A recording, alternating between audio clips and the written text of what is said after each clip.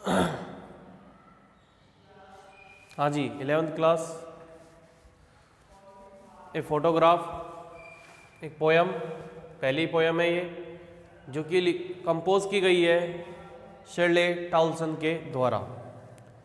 तो सबसे पहले इस पोयम को समझने से पहले हम इसके बारे में जान लेते हैं कि ये किस बारे में है, इसका थीम क्या है, क्या इसका सेंट्रल आइडिया है। देखिए, जो शिरले टाउलसन है, इसको एक तस्वीर हाथ लगती है और ये तस्वीर उसकी माँ की है। अब उसकी माँ को मरे हुए काफ़ी साल हो चुके हैं और जब उसकी याद आती है, यानी माँ की जब याद आती है, तब ये कविता लिखती है। कविता यानी पोयम जब लिखते समय इसके हाथ में एक फोटोग्राफ है, उस फोटोग्राफ के ऊपर ये कविता लिखती है। फोटोग्राफ इसकी माँ का है जो इसको पुराने दिनों की याद दिलाता है। और ये तो हो गया कि किस बारे में है।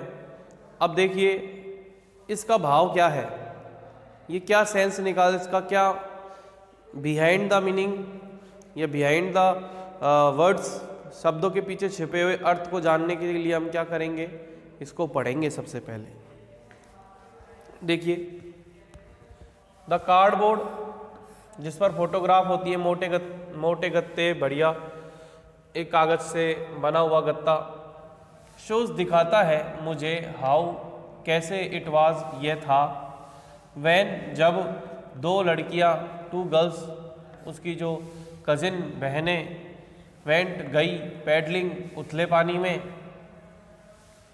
ठीक है, ईच वन सभी ने, होल्डिंग पकड़ रखा था, थामे रखा था, one of my hands hand mother's hand, मेरे माँ के हाथों को, as she the big girl, जो माँ थी वो बड़ी बहन थी, बड़ी लड़की थी और उसकी उम्र 12 साल की थी या फिर उसके आसपास। तो शिरले टाउलसन को फोटोग्राफ हाथ लगता है अपनी माँ का, जो कि उसकी माँ अब नहीं है, तो उसकी याद दिलाती है कि उस कार्डबोर्ड है जिस पर फोटोग्राफ है, वो दिखाता है मुझे कैसे कि इस पर जब इस पर क्या है, या फिर वो जो फोटोग्राफ है क्या दिखाता है कि दो लड़कियां कजिन जो कि गई हैं पैडलिंग यानी उथले पानी में, समुद्र के बगल पास में तट के तरफ, और ईच वन होल्डिंग, प्रत्येक ने, दोनों ने माता का हाथ यानी अपनी बहन का हाथ, जो कजिन है उसका हाथ पकड़ रखा है, और वह अपनी माँ की उम्र बताती है कि वह बड़ी लड़की जो है वो 12 साल की है। ऑल थ्री स्टूड स्टिल, तीनों खड़ी हुई हैं एकदम स्टिल, बिना हिले डुले। अब फोटोग्राफ में जो तस्वीर है वो चलचित्र तो नहीं होती, यानी मूविंग मोशन तो होता नहीं है, तो इसमें फोटोग्राफ में जो स्थिति है वो एकदम स्टिल बनी हुई है। और वो फोटोग्राफ मुस्कुराते हुए तीनों बहनों की जो कजिन है उनकी खींची गई है। थ्रू देयर हेयर, उनके बाल भी दिखाई दे रहे हैं। All the uncle with camera, there here all at the uncle with camera, और जो फोटो खींचने वाले हैं वो उनके अंकल हैं, उनके हाथ में कैमरा है, उनका चेहरा बड़ा स्वीट है। और फिर पोइट कहती है कि माई मदर्स जो है was before I was born, ये माता जी की फ़ोटो तब की है मेरे पैदा होने से पहले की, मेरे जन्म से पहले की। कहाँ पर खींची गई थी? At the sea, and the sea, which appears, जो दिखाई देता है, टू हैव चेंज्ड लेस, कम बदला हुआ। वाश्ड, धोता था उनके, their terrible transient feet. Terrible transient feet का मतलब होता है कि terribly transient, washed their terribly transient feet, तो भयानक रूप से या फिर नेगेटिव सेंस में इसका अर्थ बताया गया है। और ट्रांसिएंट यानी क्षणभंगुर फीट। अब देखिए इसमें ही इस पोएम का सेंट्रल आइडिया हमको देखने को मिल रहा है। जब शेरले डाउल्सन ट्रांसिएंट फीट का यूज़ करती है और सी को यूज़ करता है अनचेंजलेस या चेंजलेस यानी कम बदला हुआ। निश्चित तौर पर मनुष्यों की जो उम्र है वो धरती पाताल आकाश से तो नाम मात्र एक सेकंड भर की ही होती है अगर अनुपात लगाया जाए तो, क्योंकि यहाँ पर ये मनुष्य का जीवन क्षणभंगुर बताया गया है। यहाँ तक तो ये फोटोग्राफ का वर्णन है पहली 4 लाइनों में, यहाँ तक मतलब इस पोयम की शुरू की 7 लाइनें केवल फोटोग्राफ का वर्णन है। अब देखिए जो समुद्र है वो प्रतीत होता है अभी भी कैसा है, कम प्रभावित हुआ है, यानी बदला नहीं है। समुद्र कैसे बदलेगा, ठीक है। और उस फोटोग्राफ में वह समुद्र अपने पानी के माध्यम से तेज तेज लहरों से टेरिबली, तेज तेज लहरों से मतलब है टेरिबली, तेज तेज पानी आता है, उनके क्षणभंगुर फीटों को यानी फीट्स को यानी पैरों को धोता है। इसका मतलब ये है कि जो हम अब पैर से संबंधित है कि पैर, शरीर, हाथ पैर सब कुछ वो क्षणभंगुरी है, यानी उनका जीवन काल प्रकृति के जीवन काल से या इनके कंपैरिजन में मनुष्य का जीवन काल क्षणभंगुर ही माना जाता है, ठीक है। क्योंकि उसकी माता जी अब नहीं रही है, उनको वो उसकी अपनी माँ को फोटो में देखकर याद करती है, उस समय की बातें फोटो से प्रतीत होती है, लेकिन अभी वर्तमान में उसकी माँ नहीं है, तो वो इस बात से अब उसको इस चीज़ का ज्ञान है कि मनुष्य का जो शरीर है वो क्या है, ट्रांसिएंट है, क्षणभंगुर है। फिर आगे बढ़ते हैं।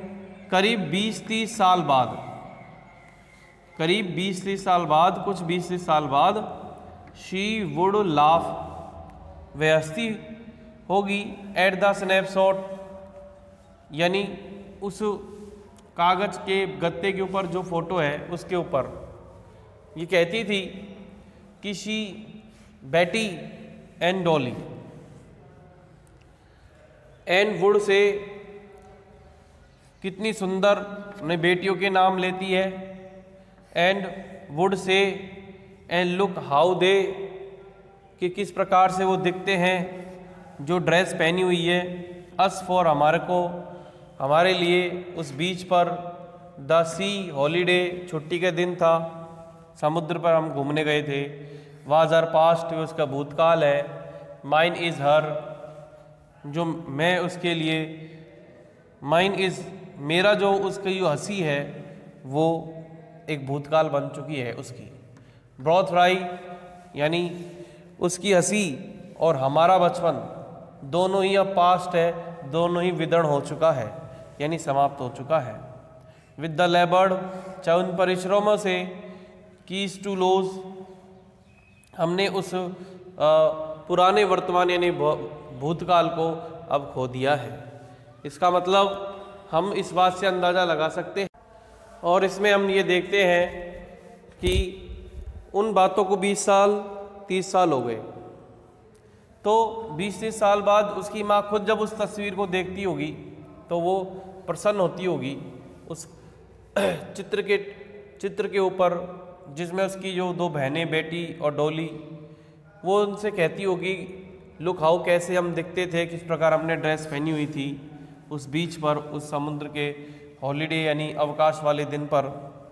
वह उनका भूतकाल है। मैं भी इसी प्रकार से उनके उन हंसी में शामिल होती हुए उनके उस लाफ्टर, हर लाफ्टर, उनकी हंसी को उस स्नैपशॉट में देखती हूँ, लेकिन वो दोनों की दोनों व्राय दुख विदर्ण हो चुके हैं, यानी अब उनमें अब वो समाप्त हो गए हैं। दुखों के साथ चाहे हम कितना भी परिश्रम कर ले वो पास्ट बन ही जाता है। ईज टू लॉस, आसानी से खो देने का दुख जो परिश्रम से प्राप्त किया। कहने का मतलब ये है कि भूतकाल की यादें जो भी अच्छे प्लेजर सम एटमॉस्फियर, प्लेजर सम मोमेंट जो थे वो अब पास्ट बन चुका है। हकीकत में अब वो हमसे काफ़ी दूर या फिर उनको सिर्फ याद किया जा सकता है। आखिर में now she has been dead, अब तो वो मर चुकी है। माँ के लिए बोलता है कि वह मर चुकी है। नियरली एज मैनी ईयर्स, और करीब उसको काफ़ी साल हो गए हैं। एज दैट गर्ल लिव्ड, कि किस प्रकार से जैसे वो लड़की जीती थी उसकी माँ के लिए बोलती है, किस प्रकार से वो लड़की रहती थी, किस प्रकार से लड़की उसने अपना जीवन जिया। एंड ऑफ दिस सर्कमस्टांसेस, इन परिस्थितियों में is the nothing, there is nothing to say, कुछ कहने की जरूरत भी नहीं है एट ऑल, क्योंकि जो खुद इट्स साइलेंस, इसकी जो चुप्पी है वो खुद ही शांत हो जाती है। यानी चाहकर भी वो अपनी माँ को सिर्फ याद ही कर पाती है, लेकिन वो चाहती है उसकी माँ उसके सामने आ जाए, तो जब वो ऐसा हो नहीं सकता तो वो शांत हो जाती है। ये कहती है कि उसको सच बात याद आता है कि वो ये सब बातें, ये तो यहाँ तक तो 7 लाइनों में तो फोटोग्राफ का वर्णन है, और ये बताता है कि भाई हमारा जीवन क्या है, क्षणभंगुर है। हमको सुखों के साथ अंदर लगाव करोगे, जितनी हम आशा रखेंगे, जितना महत्वाकांक्षी होंगे, और सुखों को हम परमानेंट समझ लेते हैं अपने जीवन में, उन खुशी के पलों को, या समझने की गलती कर देते हैं तो हम दुखी होते हैं, ये कहना चाहते हैं। और ये इस बात जब बाद में पता लगती है कि आप खुद ही सोच लो कि कोई भी बच्चे अपने माता पिता को खोने के बारे में कैसे सोच सकते हैं।